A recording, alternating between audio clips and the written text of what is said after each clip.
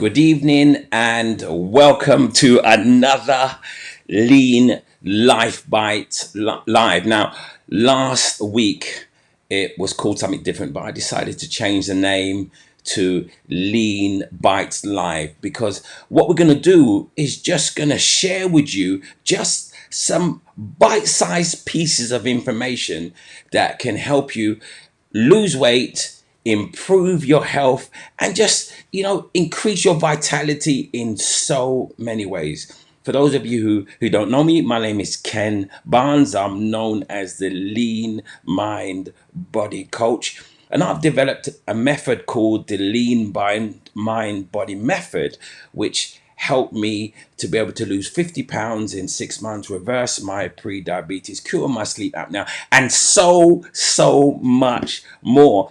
And I'm just so passionate about the journey that I have been on that I've decided to share it with the world. And this is part of that journey. For those of you who may not have seen my journey, let me just show you exactly the transition that I went through.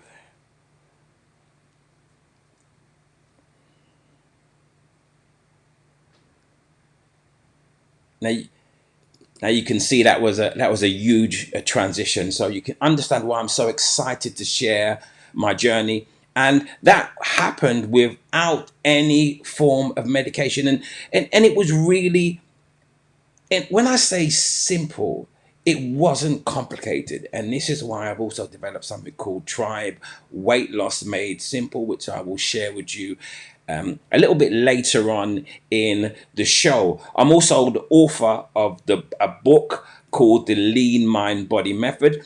This book documents the 4 areas of the L.E.A.N MindBody Method and documents my journey, and it can help you do exactly what I did. So you can obtain this book from my website. I'll also give you the URL later on, but the URL is www.leanmindbodycoach.com.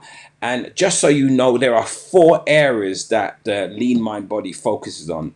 The 4 areas are nutrition, which is low carb nutrition, which is sugar reduction, sugar and refined carbohydrate reduction, sleep, exercise, and mindset. So those are the 4 areas that the L.E.A.N MindBody Method focuses on. And each week in this show, I am going to deal with one of those areas.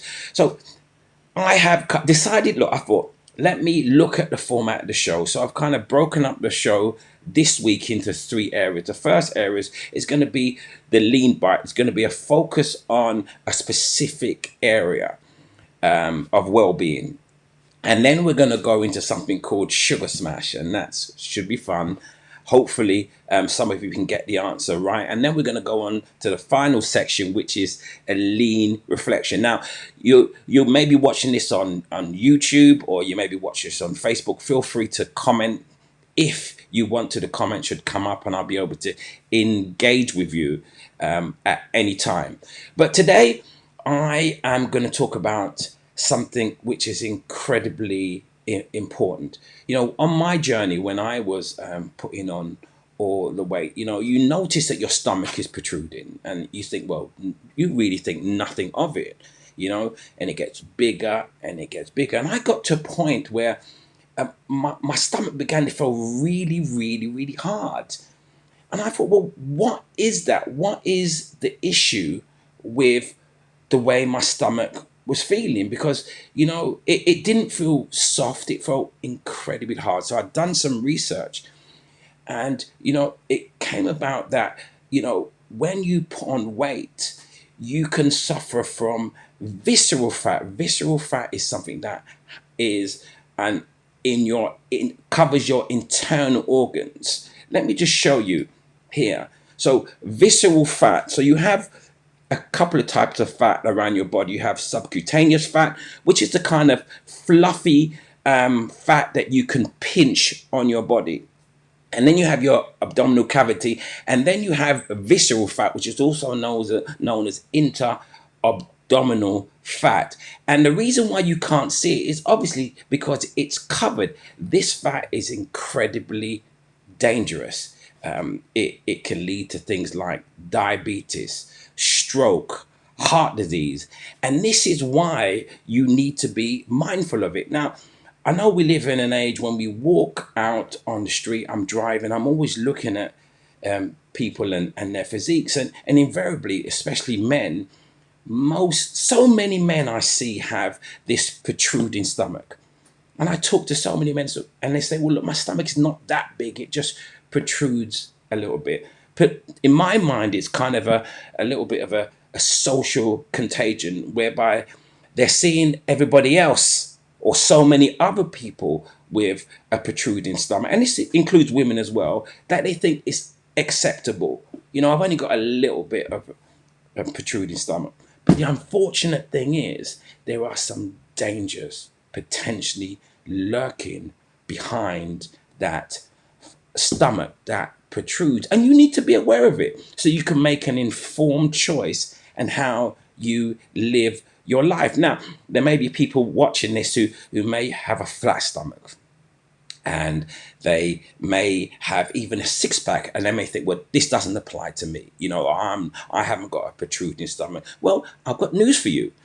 There is a concept called TOFI, which is thin on the outside, fat on the inside.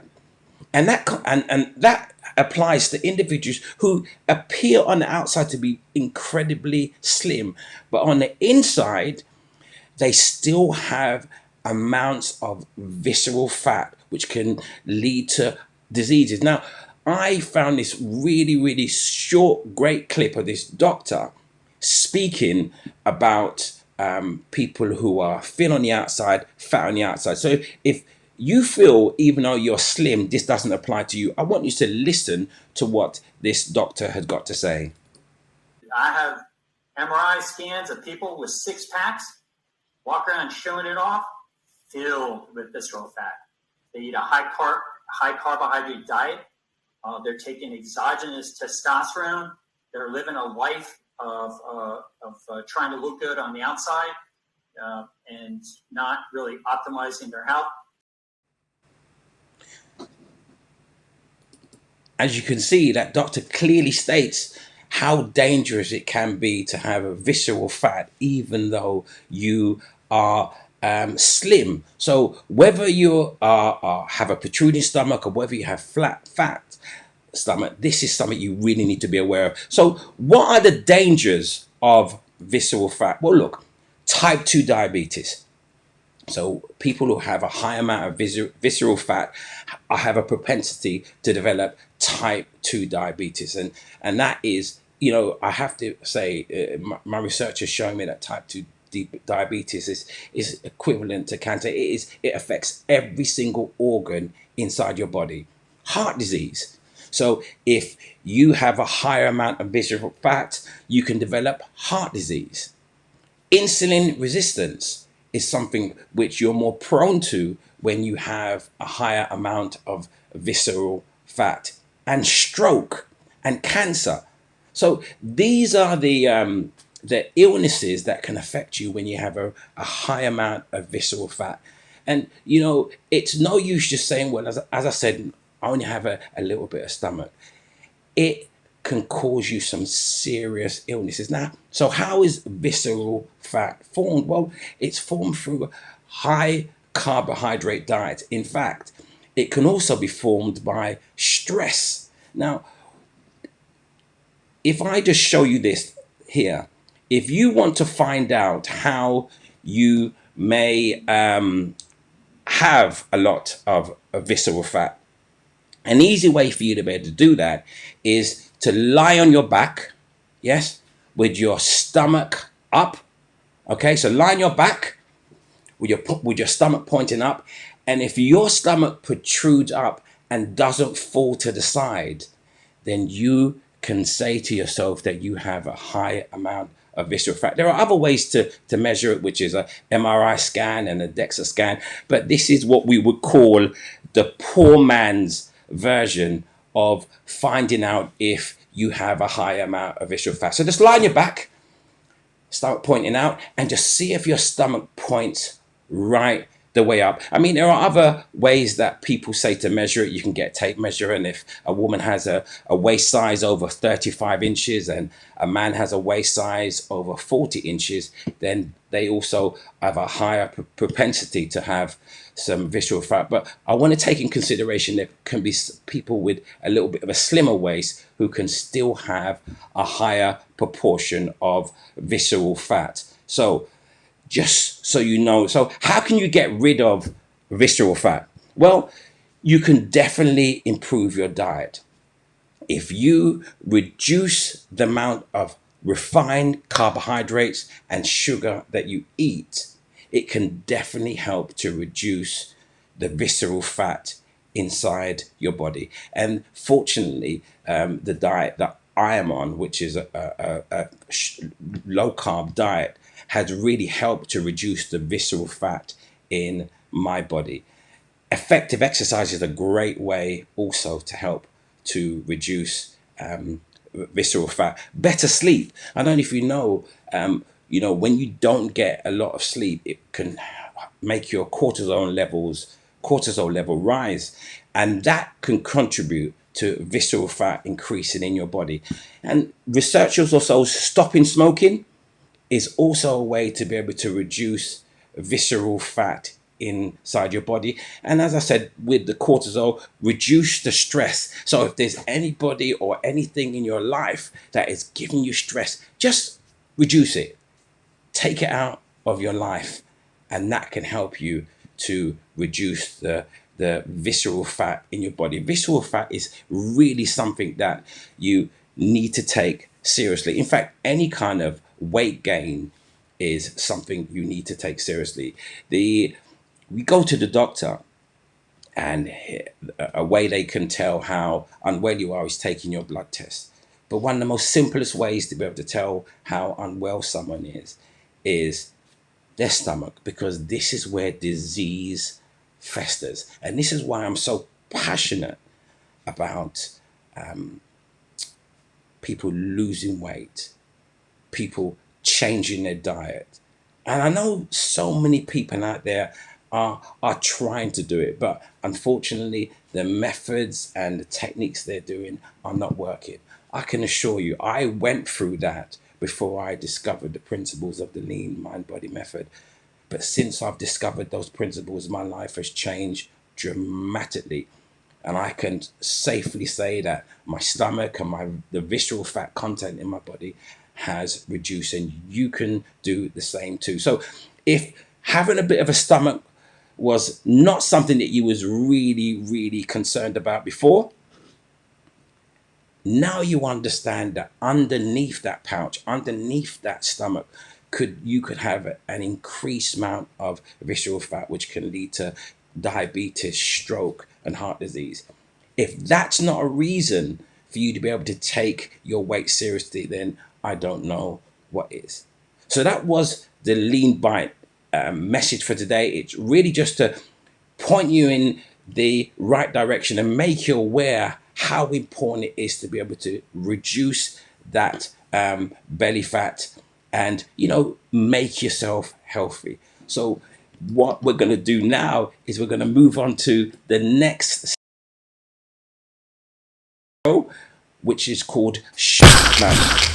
This is a section that's just going to allow you to understand how much sugar is in the food that you eat. Now, if you want to comment, you can comment, but I'm just going to give her a couple of seconds. I'm going to show you a few items, and then what I want you to do, just have a guess how much of sugar is inside there. So this is the first one. So how much sugar would you say is in this Volvic lemon and lime 250 ml? Well, let me show you how much sugar is inside there.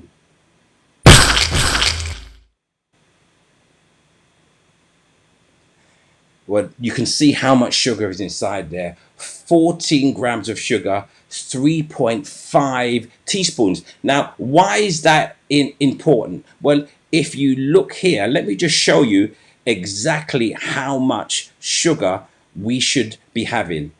So these are the government guidelines.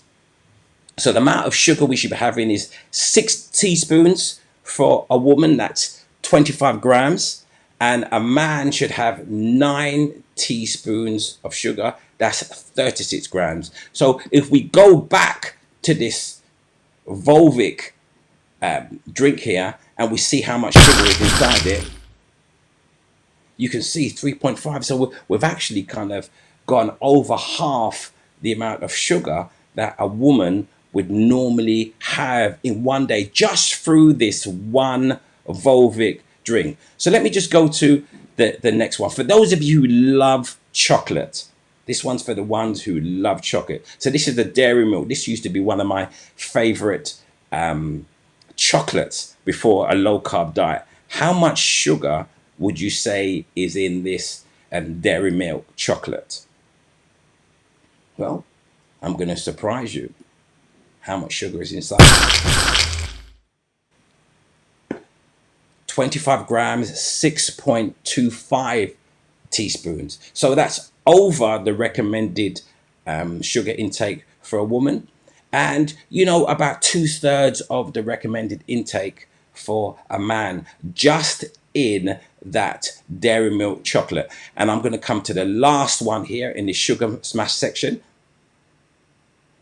And this is McDonald's hamburger, small fries, and medium Coke. Now, I wonder how much sugar you would say is in this McDonald's meal that people have every single day. Let's see. 65 grams, 17.25 teaspoons. Now, that's more than the man and the woman's allocation of sugar put together. Can you see by the food you are eating how much that food you are eating affects you? Can you see by, the amount of food you when you eat something, you just never know how much sugar is inside it. I've just showed you a Volvic water, something that people drink every day. I've just showed you a Cadbury's chocolate. Again, I used to buy Cadbury's chocolate and a Volvic water. And even sometimes that used to come as a snack after a McDonald's meal. Now you can see how much sugar I would unwittingly be eating. So just be aware. Each week I'm going to share with you 3 items which will just allow you to understand how much sugar is in your food, because that's what I'm about. I'm all about eating foods with less sugar, which can help to reduce your weight and improve your health. So we're on to the last section here, and the last section is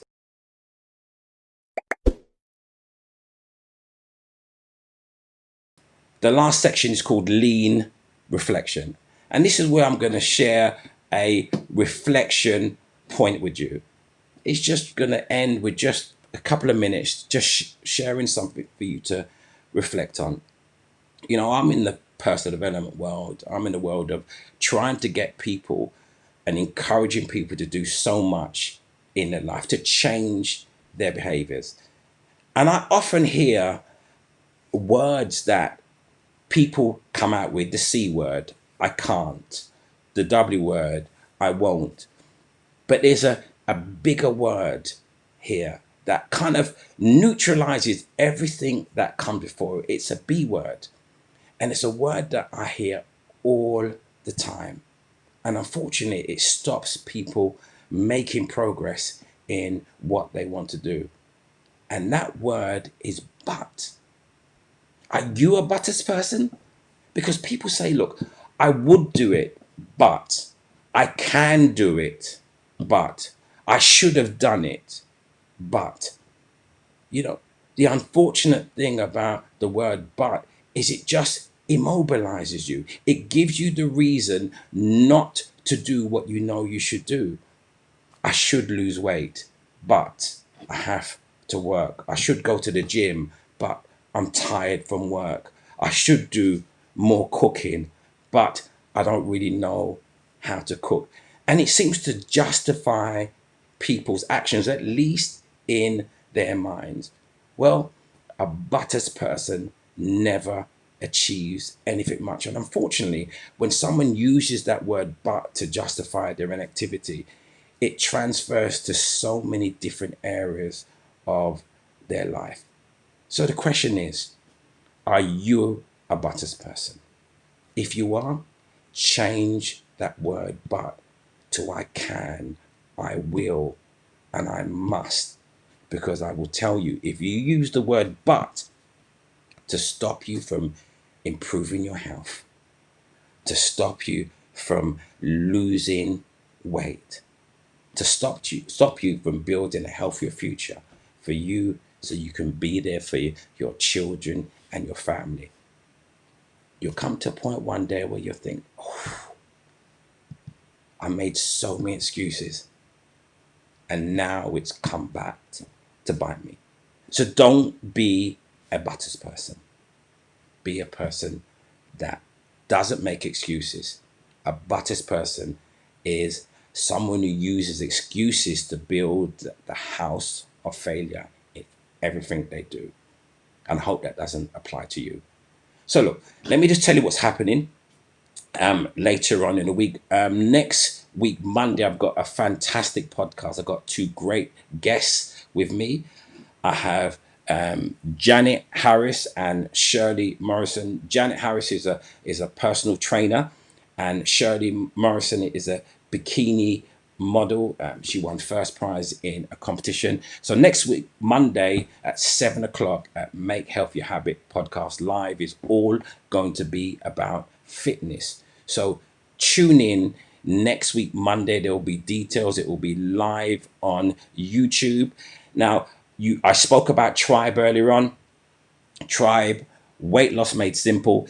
It's the place where I form a community with individuals, because that is my dream. My dream is to form a community of individuals who are focused on losing weight and creating a healthier lifestyle. And you can try Tribe for $1 for 14 days. You can go to www.leanlifestyletribe.com and try it for $1 for 14 days. That is absolutely phenomenal. So go there and take a look. If you want to find out more about what I do, you can visit the L.E.A.N MindBody Coach. That's www.theleanmindbodycoach.com. There's lots of information on that site about what I do.